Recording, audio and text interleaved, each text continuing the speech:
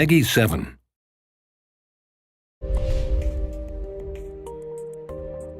I'm Jordan Fisher from Pony Studios, and I work on programming and game design for CloudBerry Kingdom. I'm TJ Lutz, the Vice President of Pony Studios, and I'm working on CloudBerry Kingdom. We wanted to make a game that was like a classic platformer that never had to end, so we could just play it forever and, never go back into real life. TJ and I met way back in first grade. He was sort of a big jock at the time, and I was already a computer geek, but we had this common ground where we would play video games together all the time. Ever since I met Jordan, we've been coming up with silly ideas for games. We never really finished any, so that'll be what CloudBerry Kingdom's for, our first actual complete title. CloudBerry started one summer when Jordan came back to town. I was still in Wichita at the time, and he wanted to show me the concept he had for a game. I was working on my PhD in math. The idea for CloudBerry actually came from a math problem. How do you make random levels? How do you teach a computer to design these levels? He showed me this little concept that he put together, and I absolutely loved it. The art was all done by Jordan, and he can't draw, so we had a stick man, but the gameplay was fantastic. Really from that moment on, I knew that we had something, and we had to make something out of it. At that point, I ended up dropping out of grad school. I moved back to Kansas, into my mom's basement. TJ moved in as well. It was kind of awkward. And we started working on really polishing up this demo, getting it ready for a competition that Microsoft was holding called Dream Build Play.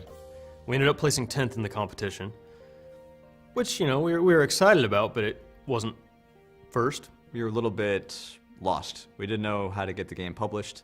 We didn't know where to take it. So we really just ended up shelving it for about a year. Jordan went off to complete his degree. I went off to get more money because we ran out on the first try. I finished my PhD and I got a job out in New York, but it really just wasn't what I wanted to do with my life. And the sort of turning point was one day when I just told him I was quitting and really just started working full-time on CloudBerry. So I immediately started persuading TJ that he needed to quit his job too and move out to New York City. When Jordan first gave me the phone call that he had, quit his job and he's wanting to finish CloudBerry, I was a little concerned, I guess is the best way to put it. So it took a couple months of convincing, but I finally got him to sell everything and put all of his money into the company.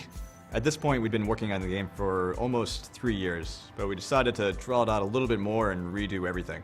The mechanics of the game were just gorgeous, but when it came to the art and the overall packaging, it wasn't ready. So we ended up turning to Kickstarter. We got a lot of positive feedback. A lot of people seemed to really enjoy the game. So we brought on a really amazing art studio, Tiger Hair Studios.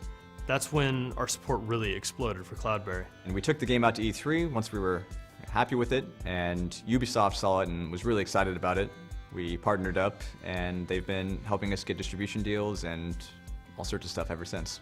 Ubisoft has been really accommodating in terms of letting us stay indie and have complete control over our IP and game design, while at the same time really helping us focus on marketing and distribution and all those things that as indies we just don't have the expertise and manpower to take care of on our own. When I started working full-time on CloudBerry, I knew I needed a lot of help. We met Michael, who's our biz guy, and he really just started trailblazing for us.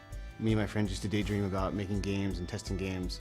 So when I met Jordan and the opportunity arose, I jumped on it. There have been 2 programmers working on the project, me and Oleg Kozhushnyan. We can't actually say his name, but it's something Russian.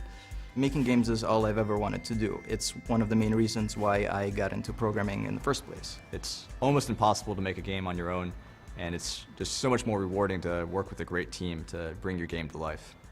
TJ and I have been working on this game for 4 years together. We're business partners, we've put all of our money together. At this point, we're living together in some guy's basement. Really, we spend every waking minute together. But still, it's really great to have your best friend working on this project and just covering your back whenever you're messing up. Without Jordan, really, there's no way I would even be here. I'd still probably be working construction and hating being in Kansas. What I'm really excited about is seeing how far human players can go.